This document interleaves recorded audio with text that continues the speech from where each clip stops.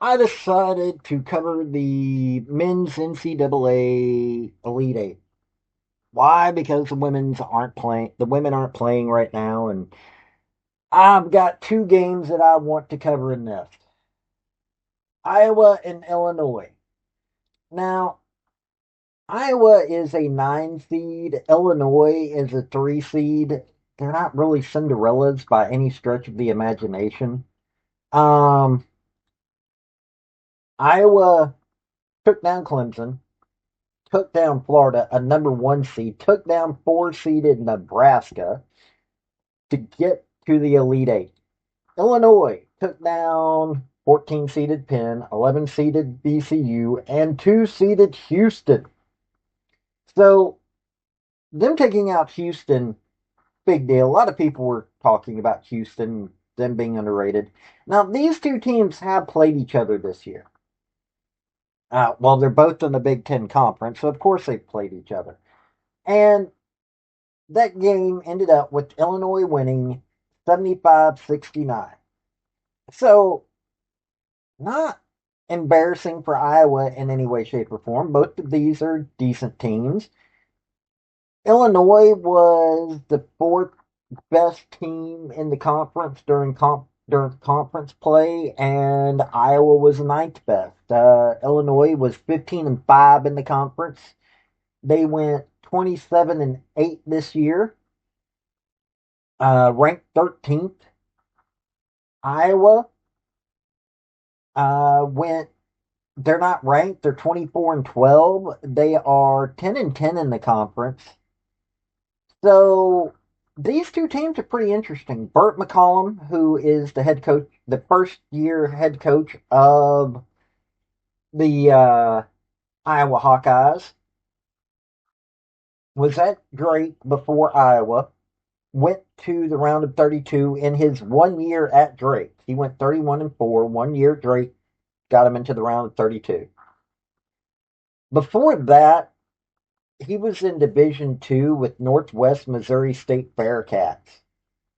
Had two losing seasons and then got them into the NCAA Division Two first round. Went 21-10, and from there he became a four-time national champion in Division Two NCAA. He was there from 2009 to 2024. He has multiple conference regular season titles and conference tournament championships. Like I said, four-time Division Two national champion.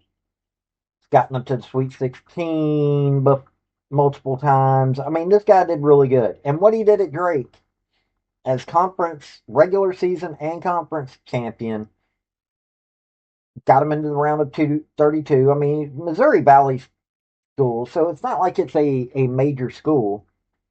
But Iowa, he's gotten them into the Elite Eight already.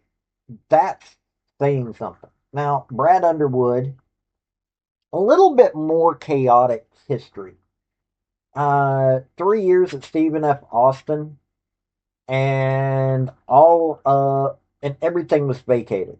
Well, the 2014 through 2000, the two seasons 2014, 15, 2015, 16 were vacated. His first year there got him into the round of 32, went 32-3 in the Southland Conference, went undefeated, was both conference regular season and tournament champion, but because of an academic scandal at the school that affected multiple sports, wasn't just basketball, multiple sports, all his record was vacated for those 2 seasons. Went to Oklahoma State, went 20-13, got to the round of 64. Now at Illinois, he made Elite Eight to 2023, 2024. Been to the round of 32 three times. Now he's back in the Elite Eight. He's been conference tournament champion, been conference regular season champion of the Big Ten. So he's got a competitive program. So we're going to cover these two teams by the numbers, as I always do. So let's get into it. Before we get into the crux of this video, hit like, hit subscribe if you like college sports, because I do college sports, primarily college football, college women's gymnastics. Do a little basketball and other sports on occasion, but that's what I do, college. Also, General Robert Neyland, former University of Tennessee head football coach for decades, had 7 maxims to win any game, but they can also help you if you apply them correctly to your life. The second one is play for and make the breaks. When one comes your way, score. That is a maxim that can be also applied to your life. Look for those breaks and take it. Okay, since Iowa is the lower seeded, they're not seeded, we're going to cover them first. They score 75.4 points a game. They allow 66.1 points a game.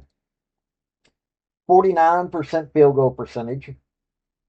77.5 free throw percentage. You're 20th in the nation on that stat. 35.3 3-point percentage. 7.9 3-points made a game. 15.2 assists a game.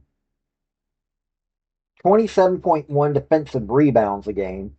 That's really bad. 9 turnovers a game. They're 22nd in the nation on that one. That's not a bad stat for them. But only 2 blocked shots. They are literally 351st in defensive rebounds and 349th in blocked shots. And they steal the ball 6.9 times a game. Now, if you're talking Iowa, Bennett Sturts has to be talked about. 37.6 minutes, 19.7 points. He leads in points, assists, steals. 2.7 rebounds, 4.5 assists, 1.5 steals, 0.3 blocks, 1.9 turnovers, 47.8 field goal percentage, 35.9 3-point percentage, and 84.2 free throw percentage. Great shooter there. Tavian Banks, who leads in rebounds, 23.5 minutes, 10.6 points, 4.7 rebounds, 1.1 assists, 1 steal, 0.2 blocks, 1.5 turnovers, 52.8 field goal percentage, 45% 3-point percentage, and 78.9 free throw percentage. In other words, they got 2 straight gunners as their leading scorers. Alvaro Bogaris? Okay, I hope I didn't mispronounce that dude's last name too badly. 20.9 minutes, 8.5 points, 3.8 rebounds, 2.3 assists, 0.3 steals, 0.2 blocks, 1.2 turnovers, 49.3 field goal percentage, 32.7 3-point percentage, and 77.1 free throw percentage. Cooper Koch, Cooper Coe, I'm not sure how to pronounce his last name either, but Koch, I've heard it pronounced so many different ways that don't know. 27.9 minutes, 7.8 points, 3 rebounds, 1.1 assists, 0.5 steals, 0.1 blocks, 0.5 turnovers, 44% field goal percentage, 40.4 3-point percentage, and 82.4 free throw percentage. Now I'm looking at this team. They've got a great field goal shooting percentage, but they've only got 2 guys that are really scoring in double digits. Their turnovers aren't bad at all. I love the discipline of this team, but they're not playing defense worth a flip. No blocks. Yeah, they pretty much look like they're playing better defense than Illinois, but no blocking. Their steals are not bad. Rebounding is just pathetic. They're not working that well as a team either. They're focusing on Tavian Banks and Bennett Sturts, and everybody else is an afterthought on this team. Oh, and by the way, Cam Manialu, 0.5 blocks. He leaves them blocked. This team is, you know, Bert McCollum getting them, or Ben McCollum, sorry, getting them into the Elite Eight with these kinds of stats. I mean, I don't know where to go on this. I really don't, because this doesn't look like a team that should be able to make it into the Elite Eight, but they did. But it happens. We get these strange anomalies all the time. Now let's discuss Illinois. 84.3 points a game. They allow 69 points a game against them. 46.1 field goal percentage, 79.3 free throw percentage. They're fourth in the nation on that stat. 34.9 3-point percentage, 11 3 points made per game. They're 10th in the nation on that one. 14.6 assists. Another team, they're also not working well as a team. 37.6 defensive rebounds, though. They're sixth in the nation on defensive rebounds. 8.6 turnovers a game. They're seventh in the nation on that, so they're very disciplined. 4.7 block shots a game. Now, they also make 3.7 steals a game. When you're talking this team, you've got to talk Keaton Wagner. He leads in points, assists, and steals. 33.6 minutes, 17.8 points, 4.9 rebounds, 4.4 assists, zero point 0.9 steals, 0.4 blocks, 1.8 turnovers, 45% field goal percentage, 40.8 3-point percentage, and 79.9 free throw percentage. David Merkovich, he leads in rebounds, 29.1 minutes, 13.6 points, 7.9 rebounds, 2.7 assists, 0.4 steals, 0.3 blocks, 1.9 turnovers, 49.3 field goal percentage, 38% 3-point percentage, and 77.7 free throw percentage. Andrei Stojakovic. Okay, Illinois got some folks that I'm going to butcher names on. 26.2 minutes, 13 and a half points, four and a half rebounds, one assist, zero point 0.4 steals, half a block, 1.3 turnovers, 49.2 field goal percentage, 24.1 3-point percentage, and 82.2 free throw percentage. Kylan Boswell, 30 and a half minutes a game, 13.1 points, 4 rebounds, 3.2 assists, zero point 0.7 steals, no blocks, 1.2 turnovers, 46.2 field goal percentage, 31.5 3-point percentage, 78.6 free throw percentage.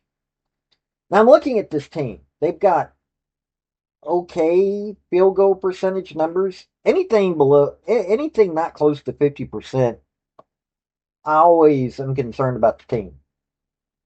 They're blocking really good. They're rebounding really good. But for some reason, their assist numbers just don't look it. But you've got 5 players who are in double digits in scoring. So it's not super selfish ball, even though Keaton Wiggler is at 17.8 with the Merkovich being at 13.6. But you've got 3 players averaging 13 points a game, over 13 points a game. Rebounding is amazing in this. Blocking, amazing in this. So 2 of the key defensive factors. Yes, they're not stealing as much, but and your leading blocker is Zvonimir Ibisic, their center, 2.1 blocks a game.